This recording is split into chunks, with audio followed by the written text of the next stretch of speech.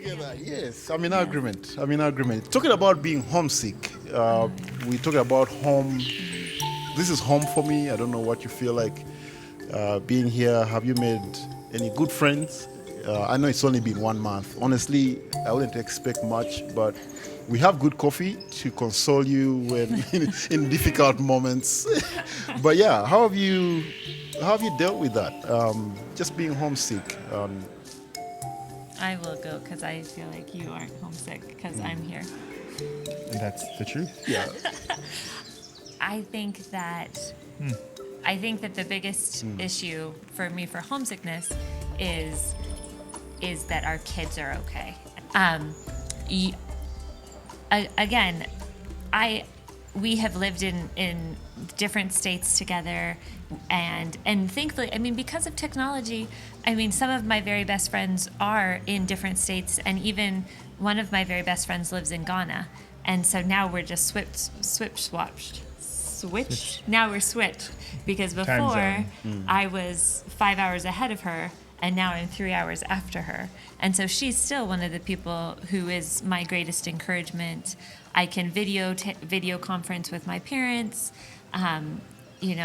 The good friends I'm still, and unfortunately, I think even in our daily life prior to moving, your community is kind of like in the busyness anyway. So you're texting with people, here it's a lot more. We're going to lunch after church and we're going to do that for 4 hours. Like we're not going to Chipotle for 17 minutes. We're going to sit and your wife told me we have paid for the experience.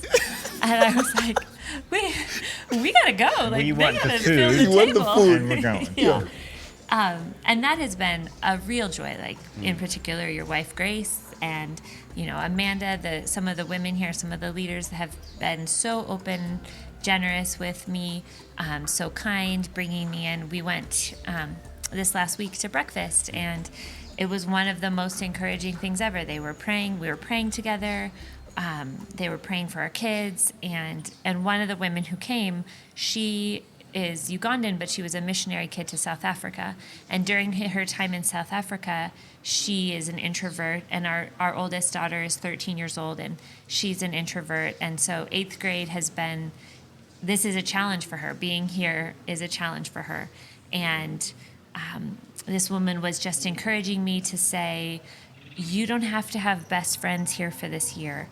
You can have a community.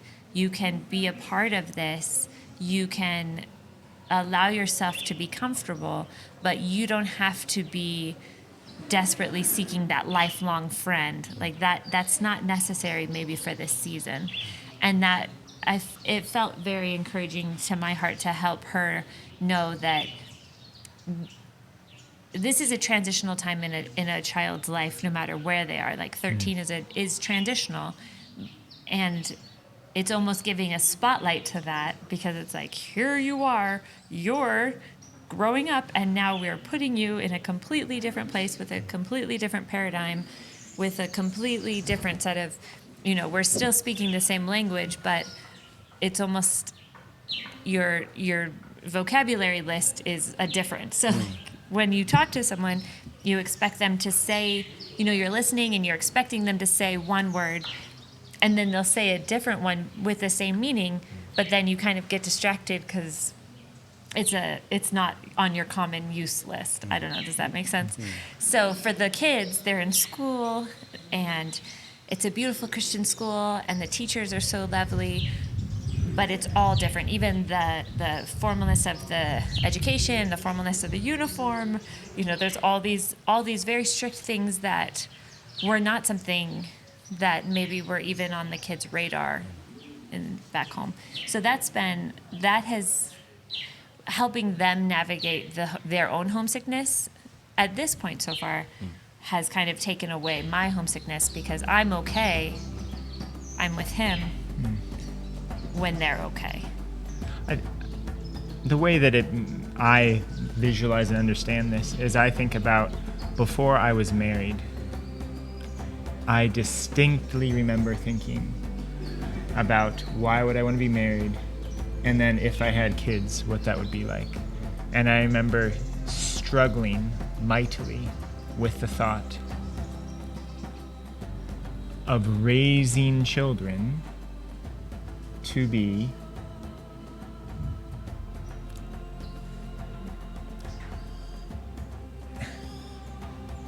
able to have the same perspective I had without going through the same issues I went through to get there. Resiliency. So, resiliency, there's a lot of words. Resiliency is probably a good word, but like, how will my children need God if I am not a source of pain or frustration for them? And if we are in a comfortable place, why would they ever need God? And so each of our children, we could explain different things, and it doesn't matter. Like the things are different. The things we struggle with change always. It changes for me. It's changing for me at 43, and it doesn't. So that's not the thing. That's a moving target. The thing that isn't a moving target, the thing that it didn't matter how I got there. I know my story and how I got there, but I was desperate for God. And because of that desperation, I definitely wanted that for my children. And I want their faith. I want their faith to be based on a desperation for God. And I think that being here helps give it clarity to that need in a way that did not exist. That's harder for it to exist when everything is the way it's been and you've grown up, and if you're from Uganda, it's comfortable. Maybe that's why you should be moving to Rwanda. True. I mean, for your kids, those are the things that happen. And that's not like, oh, I'm going to do that so that this. No, you start pursuing God, being desperate for God yourself, and you come to a place, and it kind of goes back to some of those in that preparation. The things we were doing, as we were doing them, we kept being asked to do different things. Asked to lead this group, asked to do this. And when you said yes to that, and then the next time around, that wasn't gone. Everything that was behind was preparation for the next question, and then the next yes that you said. And then when it comes to now, like, I feel like in many ways, I am very unprepared in the way that most people prepare for things in this situation. But I feel incredibly prepared when I'm put in the room and given a task. So I think that's awesome. Talking about the kids, that's Mike's perspective. I know the mother usually has a different perspective. Lori, how are the kids? Okay, I'm going to name them and go in order and be specific. Yes,